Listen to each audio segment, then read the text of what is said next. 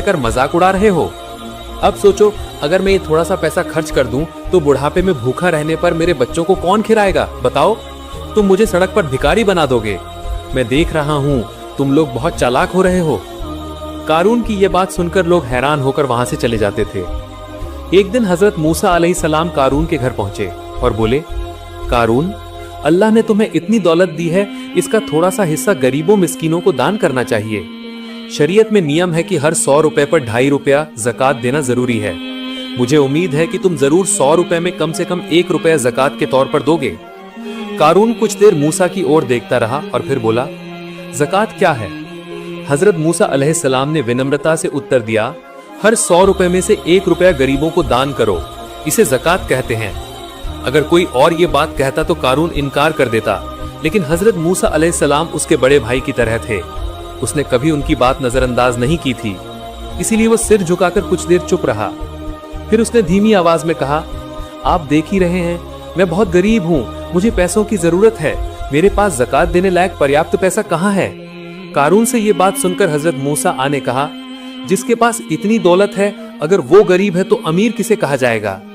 कारून ने उत्तर दिया, इतनी मेहनत से भूखा प्यासा रहकर मैंने ये थोड़ा सा पैसा जमा किया है, अगर मैं अभी दान कर दूं तो बुढ़ापे में क्या खाऊंगा?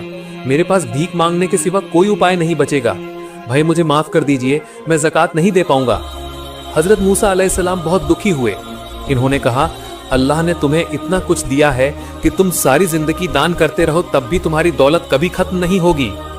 हजरत मूसा अलैहिस्सलाम से ये बात सुनकर कारून जोर से हंसा और बोला, अगर कोई नासमझी से दान करे तो उसकी रियासत हवा में उड़ जाती है, और मेरे पास सिर्फ कुछ खोल बचते हैं, उन्हें उड़ने में कितनी देर लगेगी?